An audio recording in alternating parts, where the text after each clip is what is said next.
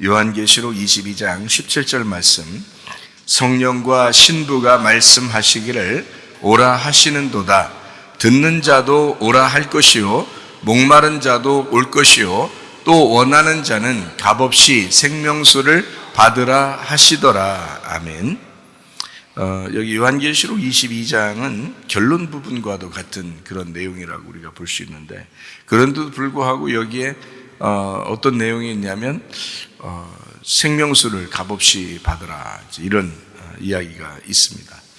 생명수를 값없이 받으라고 하는 이런 이야기를 여기서 하는 거 보면 여기는 이미 생명수를 다 받았고 이미 더 천국 생활을 하고 있고 이런 얘기들이 나와야 될 텐데, 그럼에도 불구하고 지금 이제 값없이 생명수를 받으라. 목마른 사람도 오고 원하는 사람도 오고 듣는 사람도 오고 오라 이렇게 한단 말이에요. 그렇게 말씀하는 걸 봐서 여기에 뭔가 이렇게 다 채워지고 그래서 이렇게 오는 사람이 아니고, 가만히 보니까 다 채워지지 않은 사람들, 다 이렇게 풍족하게 채워지지 않은 사람들이 와서 생명수를 받는 그런 예배를 우리가 이제 볼 수가 있어요. 그래서 여기에 보면 이미 예배는 이 땅에서 하는 것 같고 사람들이 생각할 때, 그리고 하늘나라에 가면 예배가 없는 것 같은 그런, 이미 여기서 예배가 다 됐으니까 그런 사람들이 천국에 가는 이렇게 생각을 해서 요한계시록 막바지에 이르면 아마 그런 천국만 누리는 그런 이야기가 나올 것이다 라고 생각할지 모르겠지만, 사실 성경은 이렇게 이 마지막 부분에서도 뭐에 대한 이야기를 하고 있냐면 예배에 대한 이야기를 하고 있다라고 하는 걸 우리가 볼 수가 있습니다. 예배라고 하는 것, 값없이 생명수를 받으라, 값없이 생명수를 받으라 라고 하는 게 그게 예배예요. 예배라고 하는 것, 그러니까 풍족한 사람들이 드리는 예배가 아니고 값없이 받을 수 있는 걸, 이걸 예배라고 그런다 이거예요. 값없이 생명수를 받으라 그러니까 풍족하지 않은 거니까 부족한 걸 얘기하는 거죠. 그러니까 부족한 사람들이 예배하는 것이고, 부족한 사람들이 와서 예배할 때 그것을 받게 되는 것이다 라고 하는 그런 얘기하는 거예요. 그러니까 부족한 사람들이 받는 것이다, 이걸 예배다 그런다. 그러니까 여러분이 부유하다 그러면, 심령이 부유하다 그러면 예배는 성공하기 어렵죠. 그러니까 심령이 부족한 사람, 심령이 가난한 사람, 뭔가 좀 원함이 있는 사람, 그러니까 원하는 사람, 원함이 있는 거죠. 갈망이 있는 거죠. 왜? 자기가 부족하니까, 자기가 부족하고 연약하니까 갈망이 있죠. 그 갈망이 있는 사람들이 와서 생명수를, 값없이 생명수를 받는다는 게 예배잖아요. 그죠? 값없이 생명수를 받는 거예요. 이게 예배라는 게 하나님으로부터 뭔가 받는 거를 예배라고 그런다고요.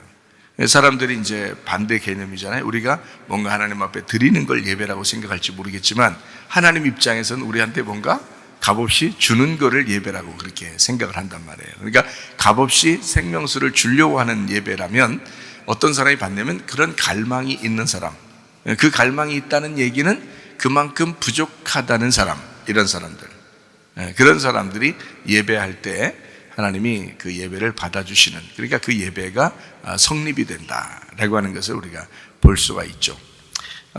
어떤 사람들이 예배할 때 하나님이 그 사람들을 불쌍히 여기고 받아주시는가? 성경에는 고아와 과부와 나그네를 잘 돌봐줘라 이렇게 이야기를 하잖아요. 그죠? 고아는 어떤 사람이라고요? 아버지 없는 사람을 고아라 그런다. 과부는요, 남편이 없는 사람을 과부라 그러죠. 나그네는 집이 없는 사람을 이제 나그네라 이렇게 말하죠. 그러니까 이 세 가지가 특징이 뭐냐면 다 뭐가 없는 거예요. 근데 성경에서는 그런 사람들에게 은혜를 베푼다는 거예요. 문제는, 그죠? 그러니까 성경은 그런 사람, 그러니까 제가 신앙생활 하면서 가만히 이게 진행하면서 살면서 보니까, 이게 살아가면 살아갈수록 보니까 점점 이 부족함을 느낄 때, 점점 우리가 없다고 하는 걸 느낄 때, 그때가 진짜 주님을 발견하는 시간이 아닌가. 그 주님을 발견하는 시간이 예배니까. 점점 나 자신을 잃어갈 때, 내가 없다고 여겨질 때, 나는 힘이 없구나, 내가 뭔가 할 수 있다고 생각할 때가 가장 위험한 때구나 라고 하는 것을 발견할 때, 그때가 바로 예배의 시간이다 하는 것을 우리가 발견하게 됩니다. 왜냐하면 우리는 주님이 없이는 살아갈 수 없는 사람들이에요. 여러분, 어떤 사람 요즘에는 결혼도 막 안 하려고 그러고 막 이런 사람이 있죠. 왜 안 하려고 그래요?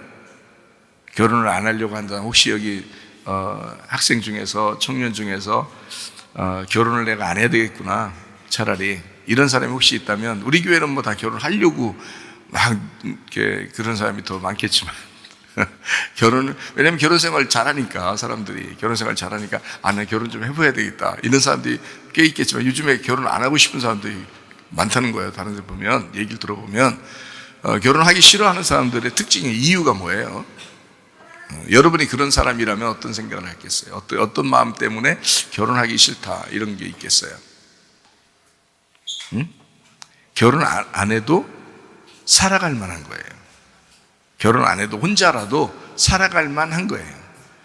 근데 자기가 부족하면은, 자기가 반쪽이라고 생각하면, 하나가 되기 위해서, 반쪽이라면 하나가 되기 위해서 내가 결혼을 해야 이게 반쪽이 채워지지라는 그런 생각을 하게 되겠죠. 그러니까 자기의 부족함이라고요. 결혼하는 그 자체도 자기의 부족함이라고요. 남편이 필요한 게, 아내로서 남편이 필요하다는 것은 그건 아내로서 부족하다는 것을 얘기하는 거잖아요. 그래서 남편이 자꾸, 남자가 결혼하려고 하는, 빨래를 제대로나 하겠어요? 밥을 제대로 해 먹겠어요? 남자들이 이렇게 즐겁지 않잖아요. 인생이 남자들끼리 막 칙칙하고 즐겁지 않다고요. 이런 걸 같이 이제 아내를 얻었을 때, 막 그냥 청소도 잘 돼 있죠, 빨래도 잘 돼 있죠, 밥도 해주죠, 반찬도 해주죠, 기분도 좋게 해주죠, 괜히 나긋나긋하죠. 이런 게 있으면은 남자로서 굉장히 기분 좋단 말이에요. 자기의 그 부족한 점이 막 채워지는 것 같은 거죠. 그죠? 그러니까 자기가 부족하다고 느낄 때 결혼하고 싶어 하는 거 아니에요. 그죠? 자기의 부족함 때문에 상대방을 구하는 거란 말이에요. 자기가 다, 모든 것이 다 가능하고 모든 게 갖추어져 있다면 아마 구하지 않을 겁니다. 그런 원함도 없는데 뭐하러 결혼하겠어요? 라고 생각할지 모르겠죠. 자기가 풍족하니까. 그런데 자기가 부족하다고 느낄 때 뭔가 다른 걸 구하게 되죠. 부족하니까. 마찬가지예요. 우리 그리스도께서는 항상 신부를 구해요. 신부를 구한다고요. 자기가 부족하다고 느끼기 때문에 그렇습니다. 왜냐하면 자기는 다 자기가 완전하다고 여기지 않아요. 예수님은 늘 우리가 같이 있을 때 행복하다고 느껴요. 자기를 항상 반쪽이라고 생각합니다. 예수님은. 그래서 우리를 만났을 때 비로소 자기가 완전해진다고 생각을 해요. 늘 갈망이 있다고요. 그래서 우리는 별로 관심도 없는데도 예수님이 막 찾아와가지고 만나려고 그러고 사랑한다고 그러고 막 괜히 막 그렇게 한다고요. 왜 그러냐면 자기는 반쪽이라고 생각하기 때문에 그렇습니다. 인간을 처음 만들 때부터 하나님은 인간을 자기라고 생각한 거예요. 그래서 자기라고 생각했는데 이 자기가 하나님을 버리고 남편을 버리고 도망갔다고요. 떨어져 나갔다고. 그러니까 이거를 갖다가, 이건 항상 이쪽 남편은 뭐라 생각하면 내 반쪽이야, 나 항상 찾아야지 라고 생각한 거예요. 그래서 굉장히 갈구하는 거죠. 그러니까 자기의 부족함입니다. 근데 사람들은 정작 부족함을 못 느끼는 거예요. 자기가 살다 보니까 이 땅에서 자기가 풍족해요. 자기가 모든 걸 다 할 수 있을 것 같아요. 하나님을 찾지 않습니다. 그러니까 예배가 성립이 안 되는 거예요. 예배는 만남이거든요. 만남. 그죠? 남자가 여자를 만났다, 이게 결혼이다 그런 거잖아. 결혼이다 하는 것처럼 예배는 결혼이에요. 만남이라고요. 그러니까 만남이니까 이 만남이 이루어지려면 자기의 풍족함이 내려지고 부족함이 생길 때 이 만남이 성사가 된다고요. 자기가 부족하다고 여길 때 반쪽, 나의 잃어버린 반쪽을 찾아야지라고 할 때, 그때 비로소 이게 성사가 되는 거 아니에요. 만남이 주선이 되고, 그죠?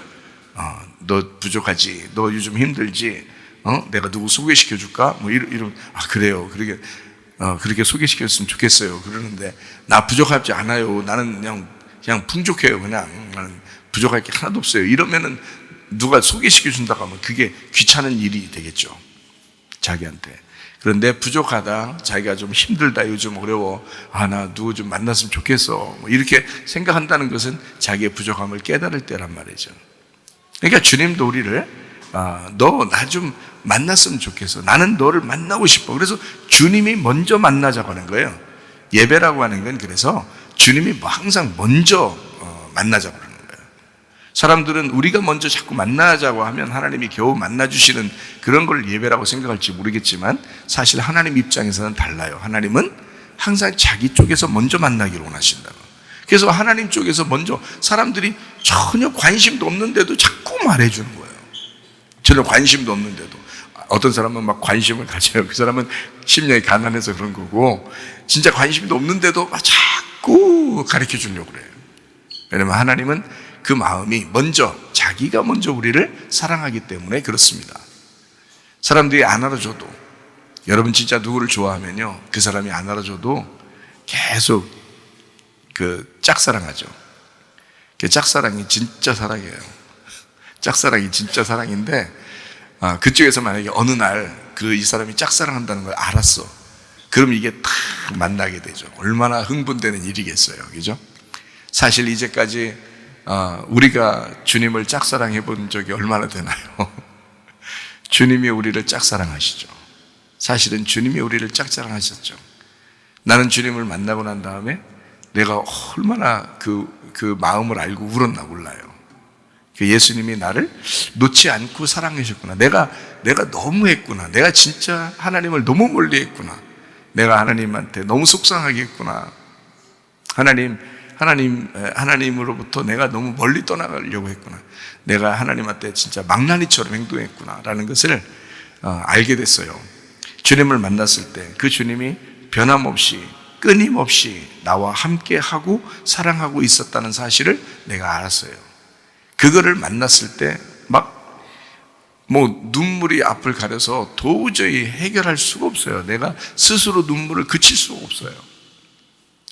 그 사랑이 너무 감사해서, 그 사랑이. 그 주님을 만나고 보니까 주님이 항상 나를 떠난 적이 없었구나 라는 것을 알게 됐다고. 그러니까 사실 어떻게 보면 어떤 사람이 망나니처럼 행동하고, 어떤 사람이 개망나니처럼 행동하고, 어떤 사람은 개망나니처럼 행동해도 하나님은 떠나지 않고 계속 그 사람하고 함께 있는 거예요. 그러니까 사람들을 무시할 필요 없어요. 왜냐하면 그 사람도 어느 날 주님 만날 수가 있어요. 그 사람도 고개를 돌리면 주님이 같이 계시거든요. 거기에 계속 같이 있는 거예요. 근데 못 느끼는 거예요. 주님이 막 같이 있는 것 같지 않고, 그러니까 내 마음대로 생활하려고 하고 그렇게 했겠죠. 그죠? 근데 주님이 같이 있으니까 네 마음대로 생활해라 해도 그렇게 하고 싶지가 않아. 그렇게 잘 안 되는 거예요. 네 마음대로 해라 해도 그렇게 잘 안 돼. 그 자유를 주님을 위해서 쓰고 싶고, 나를 사랑하시고 변함없이 떠나가지 않으시고 항상 같이 있는 그 주님과 함께 시간을 보내고 싶은 거예요. 그래서 교회에 늘 같이 있고 싶고, 또 학교에도 늘 같이 있고 싶고, 이렇게 학생들하고 청년들하고도 늘 같이 있고 싶고, 그렇게 주님이 사랑하시니까, 주님이 여러분을 사랑하시니까 그 양들과 함께 이렇게 같이 시간을 보내는 그것이 가장 나에게 행복이다. 그 주님의 행복이 나의 행복인 것을 깨닫게 된 거죠. 그러니까 신랑이 행복하면 신부가 같이 행복한 거예요. 신랑이 행복하면 신부가 같이 행복한 거예요. 이걸 뭐라 그러냐? 예배라 그러는 거예요. 그러니까 예배는 꼭 여기 와서 무릎 꿇고 앉아 있었어야만이 예배가 아니고, 내 생활 가운데 주님이 늘 떠나지 않는 게 그게 예배라고요. 주님을 늘 생각하는 거, 그게 예배라고요. 그러니까 주님을 만나고 나니까 그걸 깨달은 거예요. 그래서 제가 주님을 어떻게 생각한다고요? 사랑의 하나님, 긍휼의 하나님, 자비의 하나님, 나를 용납하시고 용서하시는 하나님, 그럼에도 불구하고 용납하시는 그런 하나님이었다라고 하는 것을 발견하게 된 것입니다. 제가 어떤 상태에 있을 때 만났다고요? 제가 풍족하고 내가 그래도 내 할 일이 할 수 있고 내 힘이 있고 이럴 때 주님 만난 게 아니라, 내가 정말 비참할 때, 내가 정말 비참하다고 느껴질 때, 내가 아무것도 아니라고 하는 것을 느껴질 때, 주님 아니면 나는 정말 한치의 소망이 없구나라고 하는 것을 깨달을 때, 그때 주님을 만나게 되었다. 그러니까 한마디로 말하면 그런 사람들만 우리 주님께서 구원하시더라는 거예요. 성경을 가만히 이렇게 보니까요. 그런 사람들만. 그래서 죽은 자가 살아나는 겁니다. 주님은 죽은 자가 돼야 살리는 거예요. 병든 자가 고침을 받는 거예요. 고아가 아버지를 만나는 거고, 과부가 남편을 만나는 거고, 나그네가 집을 찾게 되는 겁니다. 나그네가 안 돼봤으면 집을 못 찾을 이유가 없죠. 자기가 원래 집이 있는데 무슨 집이 또 집이 필요하겠어요. 여러분이 살고 있는 이 집이 진짜 우리 집이라고 늘 느끼고 있는데 어떻게 다른 집이 필요하겠냐고요. 이 집은 내 집이 아니구나라고 할 때 진짜 집을 찾겠죠. 내 남편이 진짜 내 남편이 아니구나라는 걸 알 때 그때 진짜 남편을 찾을 거 아니겠습니까? 내 아버지가 내 아버지가 아니구나라는 걸 알았을 때, 그 비참하게 느껴질 때, 이 세상에 있는 누구라도 아버지도 남편도 집도 나에게 만족을 주지 못할 때, 그거를 깨달을 때 비로소 진짜 남편을, 진짜 아버지를, 진짜 집을 찾고 싶을 거 아니에요. 그렇지 않겠어요? 성경은 우리에게 그렇게 그런 부족한 자들이 와서 값없이 그 생명수를 받으라 라고 하는 거죠.